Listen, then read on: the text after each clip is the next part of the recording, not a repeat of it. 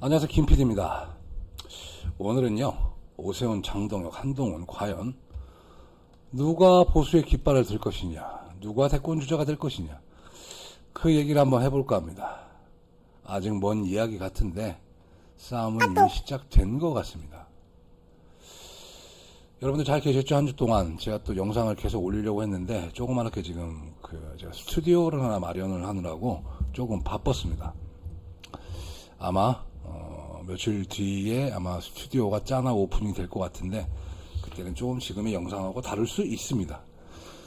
많은 시청 부탁드리겠습니다. 이 정치는 결국 그 사람의 이야기죠. 아무리 정치가 어떤 갈등을 조정하고 어떤 입법을 하는 일이라고 해도 결국 모든 것이 다 사람의 이야기입니다. 권력은 제도 위에 세워지지만 그 제도를 움직이는 결국 사람이죠. 그래서 오늘 이야기할 사람, 이 세 사람에 대해서 좀 말씀을 드릴까 싶습니다. 먼저 서울시장 5선에 성공한 오세훈, 그리고 국민의힘 당대표 장동혁, 그리고 당을 떠나 독자 성공에 성공한 한동훈. 과연 이 보수의 미래는 누구 손에 들어갈 것인가? 오늘 그 이야기를 한번 해보도록 하겠습니다. 여러분들은 누구한테 갈 것 같아요? 먼저 오세훈 시장 얘기부터 좀 한번 해보죠. 오세훈 서울시장은요, 이번 지방선거에서 어찌됐든 서울을 지켜냈습니다. 민주당이 전고립선 선거에서도 서울만큼 내주지 않았죠. 이 정치에서 서울은 단순한 지방자치단체가 아닙니다. 서울은 이제 대한민국의 정치 축소판이죠. 반면 이제 장동혁은 다르죠. 행정을 한 번도 경험을 해보지는 못했습니다. 물론 이분께서 사법고시, 행정고시를 다 패스하신 분이죠. 그리고 이제 뭐 행정은 어느 정도 경험을 하긴 했었습니다. 근데 이제 선출직 공무원으로서 행정을 경험한 건 아니니까요. 장동혁은 행정가보다는 전략가에 좀 가깝죠. 윤석열 정부 붕괴 이후 가장 어려운 시기에 국민의 당대표가 됐습니다. 무너진 당을 다시 세우는 역할을 도맡았습니다. 그리고 다 쓰러져가는 국민의 깃발을 들고 여기까지 버텨냈습니다. 바로 그것이 장동혁이죠. 그리고 한동훈, 참 특이한 인물입니다. 당을 나갔습니다. 그러나 정치적으로는 살아남았습니다. 이번 부산 보궐선거에서 무소속으로 승리를 했고, 보수 정치권에서 무소속 승리는 단순한 승리는 아니죠. 이게 어떻게 보면 자기 브랜드를 증명을 했다는 의미입니다. 전 한동훈이 이런 능력은 좀 탁월하다고는 봐요. 예. 근데 이제 이 세 분의 어떤 그런 장단점을 한번 보죠. 먼저 오세훈. 오세훈은 장점이 안정감입니다. 행정을 압니다. 그다음에 시정도 압니다. 그리고 무엇보다도 이 중도층에 대한 거부감이 없어요. 대선은 어떻게 보면은 이제 중간층 싸움인데 어차피 각 양 진영의 그 진영 결집표는 그대로 있죠. 근데 여기서 중도를 누가 가져가느냐. 저는 뭐 중도는 믿진 않습니다만 나름대로 중도라고 생각하시는 분들이 많아요. 그런 점에서 오세훈은 이 점에서 가장 유리합니다.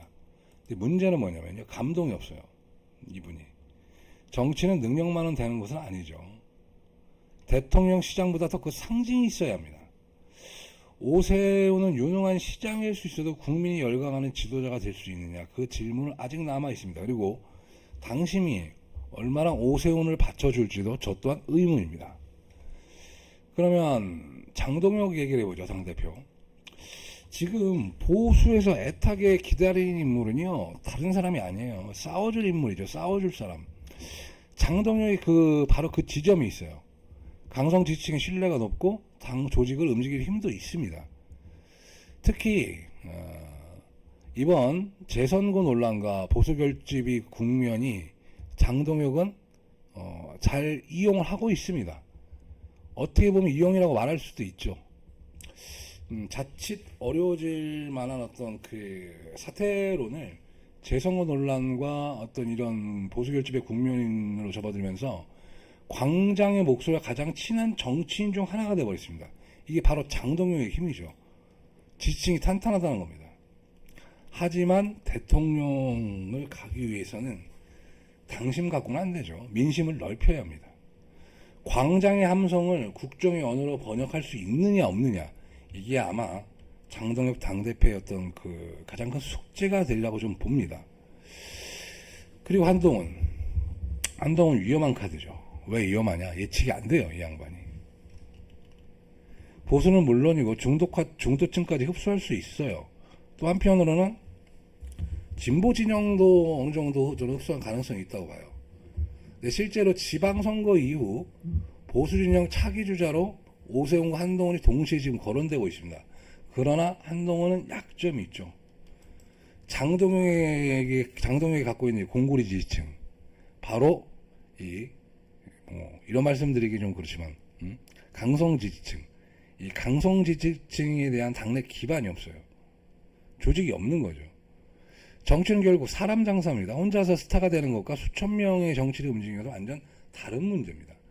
그리고 이른바 한동훈 개라고 불리는 사람들이 보면요, 거의 뭐 비례가 많고요. 배현진 의원 정도 거기 러브버그 그 양반 그런 짤들이 많이 돌아다니던데, 송파남매 정도. 그래서 과연 영남 정치권들이 한동훈을 밀까요? 오늘 어젠가 나경원 의원이 그 기자회견을 열었죠. 재선거를 이제 해야 한다 이런 식으로 말씀을 하셨는데, 저는 나경원 의원이 그런 말을 한 거는 이제 오세훈 시장 보고 당장 재선거 해야 된다, 수용해라 이런 얘기를 하시는데, 어떤 정치적 레토리라고 봐요. 이제 그 광장의 목소리를 자신도 대변할 수 있다 이런 식의 시그널을 좀 가지려고 하는 것 같습니다. 이 나경원 의원도 어떻게 보면 이제 그 당대표로 항상 거론되는 인물인데 만년 이 일을 하시죠. 그러니까 어느 정도의 어떤 그런 지지층이 있습니다. 인기는 있는데, 그것이 어떻게 탕 터지는 어떤 그런 맛이 없죠, 이분이. 그래서 결론적으로 말씀드리면 이래요. 오늘 당장 대선을 한다면 확장성은 오세훈, 당 장악력은 장동혁, 파괴력은 한동훈이 있을 것 같다. 그렇지만 결국 중요한 거는요, 당심을 잡아야 민심도 잡습니다. 당심을 누가 잡느냐가 중요한 거죠. 제가 그 낚시를 좀 자주 하는데요, 이런 말씀을 좀 드리고 싶어요, 여러분들한테.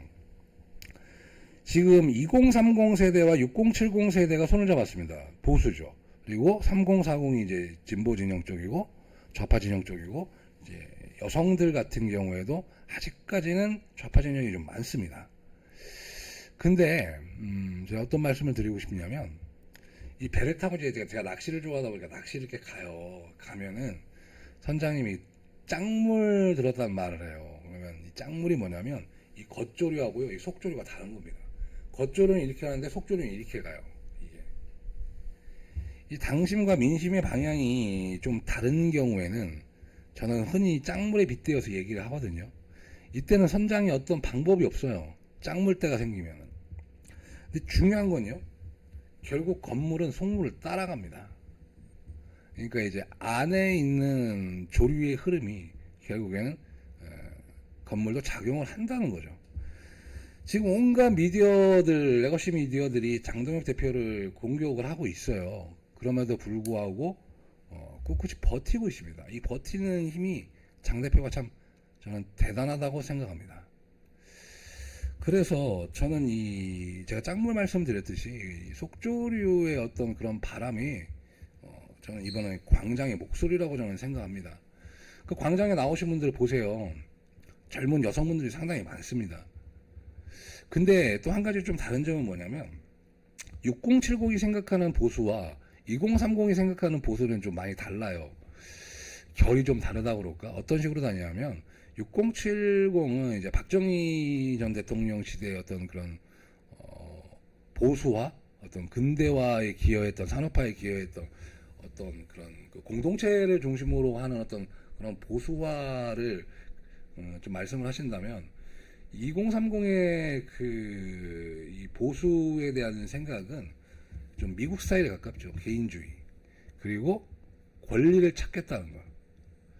그러니까 일종의 이런 겁니다. 미국이 총기사가 그렇게 나도 총기를 포기하지 못하는 이유가, 미국 사람들 저변에 그게 남아 있어요.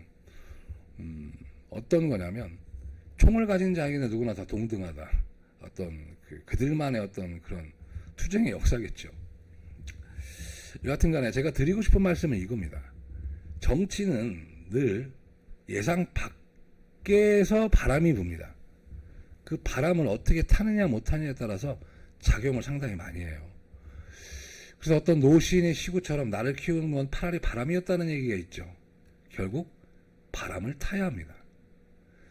정치는 특히 바람을 잘 타야죠. 정치를 키우는 게 스펙도 경력도 학벌도 아니에요. 시대의 바람이라는 겁니다. 시대의 바람. 과연 그 바람은 서울시청을 향할 것이냐, 여의도 당사를 향할 것이냐, 아니면 홀로 걸어가는 한 정치인을 향할 것인가. 이 시대의 바람은 아직 저도 잘 모르겠습니다. 그러나 분명한 건 보수의 다음 대선 후보는 가장 똑똑한 사람이 아니라 가장 먼저 시대의 바람을 읽는 사람이 저는 될 거라고 봅니다. 여러분들은 그 시대의 바람이 누구한테 불고 있다고 생각하십니까? 댓글 좀 많이 남겨주십시오. 끝까지 시청해주셔서 감사하고요. 장폴도 TV의 김PD였습니다. 감사합니다.